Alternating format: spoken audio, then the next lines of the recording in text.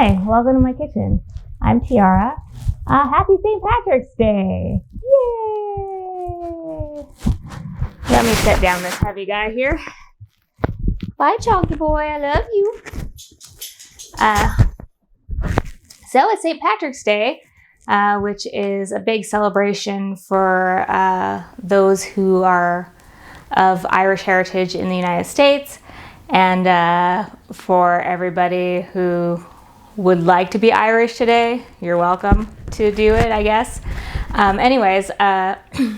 So I did a poll online for my followers to see if people would rather have a recipe for a chocolate cake with Guinness Stout or with Bailey's Irish Cream. It actually turned out to be a tie. So I thought, okay, we'll do both. But then my husband brought this home.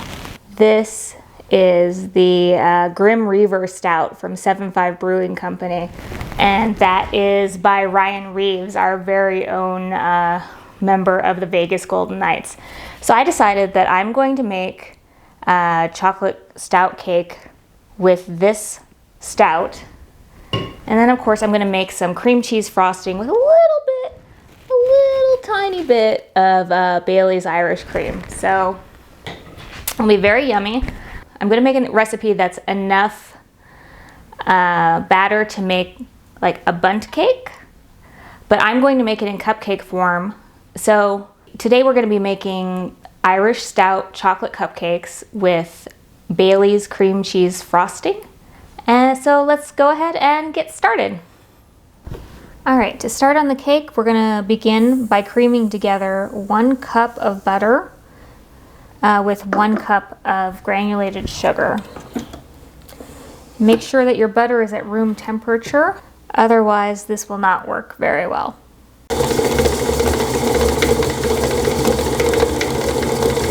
Let it beat for a good 3 or 4 minutes, and the color of the butter is going to turn from yellow to almost white.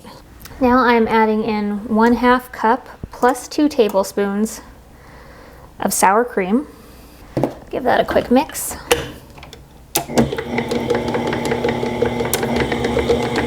Doesn't look amazing right this second, but it will be better, I promise you. Now I'm adding in 1 cup of stout. Of course, your go-to would be Guinness, but this is the Grim Reaver Ryan Reaves stout that my husband bought because we are big Knights fans. And I'm also going to add about a tablespoon of instant coffee grounds because the coffee is going to help bring out the chocolate taste. All right, very gently give this a mix until everything comes together. All right, while this is going, I'm going to crack in 2 eggs.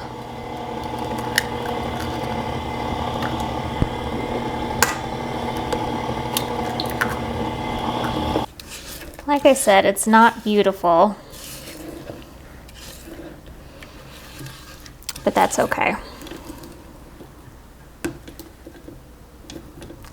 I just want to scrape up the bottom and make sure nothing is stuck.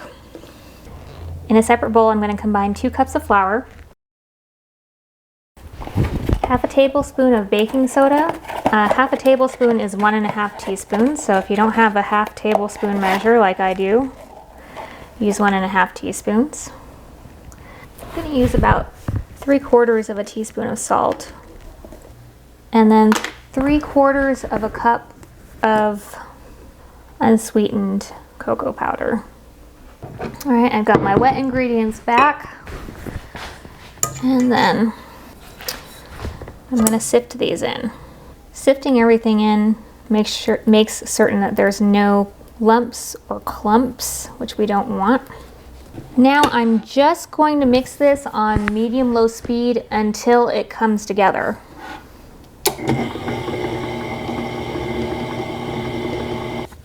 All right, you don't want to over mix it, so once all of it starts to mix together, don't look at it and say, oh, I should keep mixing it. You just turn it off, take your spatula, and then I'm just gonna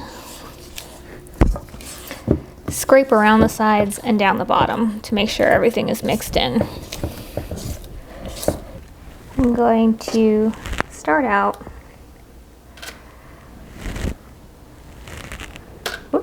with about 2 tablespoons in each cup.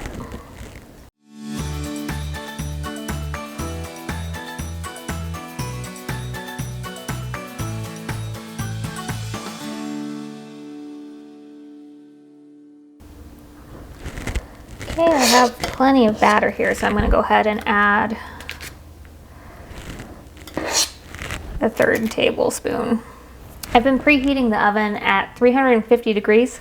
These are going to go in for about 15 to 18 minutes. If you were doing a bundt cake with this, or if you were doing layer cakes, you'd want to bake it for about 30 to 35 minutes and start checking it. I'm going to go ahead and put these in the oven, and then we'll move on to making our cream cheese frosting. For our cream cheese frosting, we're going to start with 8 ounces of cream cheese. It should be soft at room temperature, and also 3 tablespoons of butter. And then we're going to add in 6 tablespoons of Baileys. This is a mini Baileys. It is adorable. There's still some in there, and I'll probably drink it at some point. I'm going to go ahead and start mixing this together before I add in the powdered sugar. So I'm going to add in 2 cups of powdered sugar, but I'm only going to add in 1 cup at a time because powdered sugar tends to kind of explode and go everywhere, so I don't want to make too much of a mess. So I'm going to add in this cup first, and then I'm going to mix it on low. Add in my 2nd cup of powdered sugar. Because it's St. Patrick's Day, who doesn't like a little green? I'm going to add in a couple of drops of green food dye to see how that goes.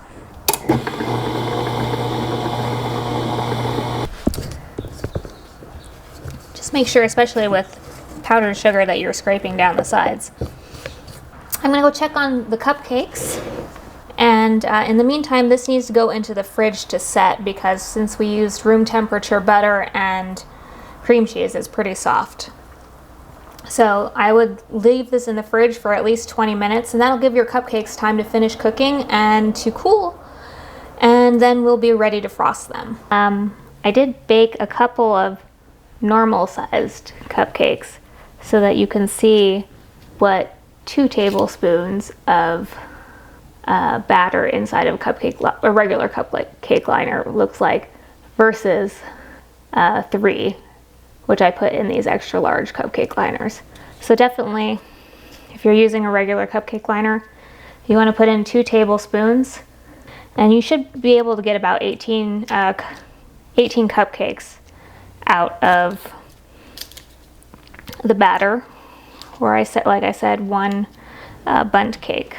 Now we have our cream cheese frosting, and I'm just going to go ahead and frost these.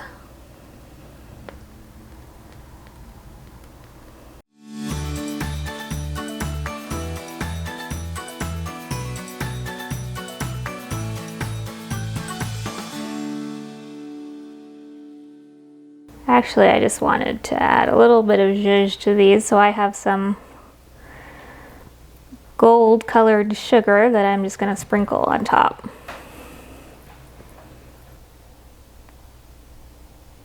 Alright, and these are done, and they are ready to serve. Alright, isn't that cute? Now these are, like I said, oversized cupcakes, so I've got an uniced one just so you can kind of see the height difference. So when you're making your cupcakes, you definitely want to go for 2 tablespoons of batter per cup, whereas I did 3, and that filled up this whole entire cupcake liner. So don't overfill your cupcakes. It looks good. It smells delicious. I like the little gold sugar at the top. I think it gives it a nice little fancy touch, but also gold because, you know, pots of gold at the end of the rainbow and all sorts of other stereotypical stuff. Okay, how are we going to do this?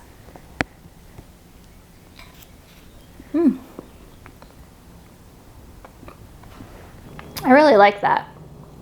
I like Bailey's anyway, and cream cheese is great. So the Bailey's cream cheese frosting is good. Even though it's had time to set, it's very soft because we did use 6 tablespoons of Bailey's. So you definitely want to keep these in the fridge when you're not eating them. If you leave them out on the counter and it's warm, the frosting might melt. The chocolate stout cupcake is really good. The chocolate flavor is nice. That little bit of coffee, you don't really taste the coffee, but it does bring out the chocolate flavor. And the stout adds an extra layer to it too. It doesn't just taste like beer. It gives it kind of a malty taste, the same way that adding Guinness to our beef and Guinness stew did when I did that recipe yesterday. So overall, this is really tasty. This would make a great bundt cake or cupcakes, however you want to make it.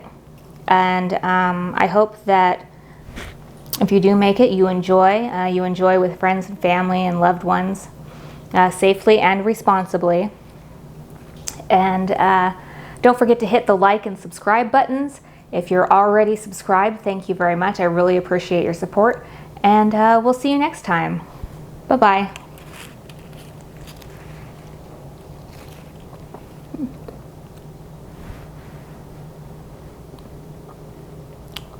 This is ridiculous.